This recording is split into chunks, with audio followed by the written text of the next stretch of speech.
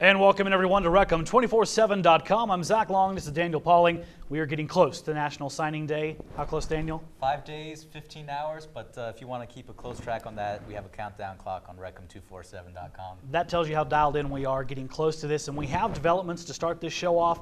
A new commit for the Red Raiders. Yeah, Donta Thompson, 3-star wide receiver, committed to Texas Tech last night. Coaches had an in-home visit sometime this week, so kind of gave him a late push right there.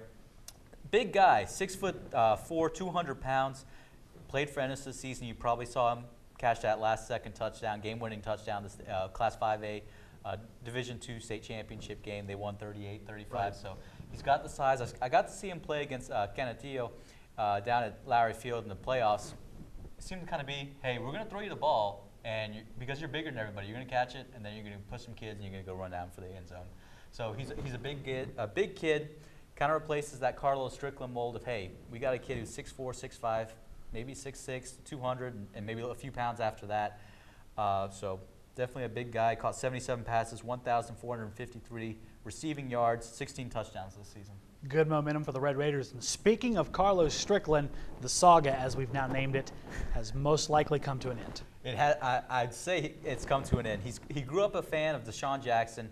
He liked Cal's academics. Asked him, just, what made you decommit from Texas Tech? What made you go to Cal? Those were two of his big reasons. But you look at him, 4-star wide receiver, 6'5", 194-pounder. So he's a big kid. Could have been that guy on the outside. You just throw the ball, he goes up and catches it. But maybe Donta Thompson fills that role. Right. Maybe they put him at tight end. I know they were looking at him as maybe a defensive end. There was some question about that for Thompson, but I probably see him as a wide receiver at least at the start, and then they kind of figure out where to go from there. But yeah, hey, you didn't get Strickland, but you got Thompson. That's absolutely, and you don't know how these kids are going to come out. You can't predict it. So he's going to go to California, very pretty out there, play for Coach Dykes, see how that goes for him. As for Texas Tech, Daniel, 3 big defensive targets still left on the table for the Red Raiders. I'm going to make you do something tough here. I want you to tell me about them and try to give me a pick of where you think they're going to lean next week. Oh, man, you're making it very tough here. All right, let's start with Darian Daniels. Okay. 4-star defensive tackle. He's out of the Dallas area. His father, obviously, Tony Daniels, played at Tech. 6'3", 290 pounds, number 20 defensive tackle, number 257 player overall. Top 4, Tech, Iowa, Oklahoma State, OU. Good company. Yeah, very good company. I'm going to predict a boom here. I think he follows in his dad's footsteps, comes to Texas Tech.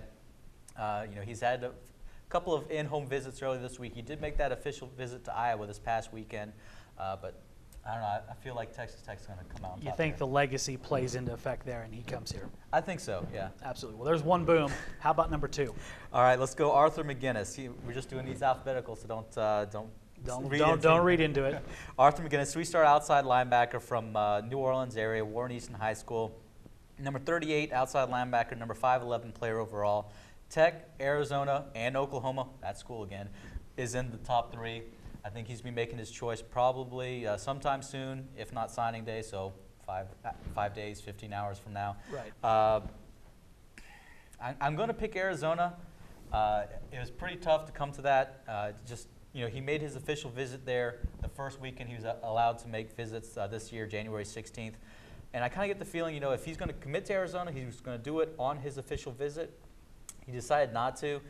He came to Tech last weekend, the 23rd, skipped the All-Star game that he was planning to participate in. Right. And he tweeted about, if you want to get into this, he tweeted about his Tech visit during his Arizona visit. So that might fuel some conspiracy theory saying, oh, he's thinking about Texas Tech while he's at Arizona. But I don't know. I still pick Arizona for this one. Yeah, with these kids, you might as well just stop. You have no idea what they're doing. If you watch Kyler Murray the last few weeks, I think he likes to do things to mess with people. That's really on his schedule of things to do in a day. So you think Tucson bound for him. How about the last one, number 3 here? All right, Joseph Wicker, 4-star defensive end.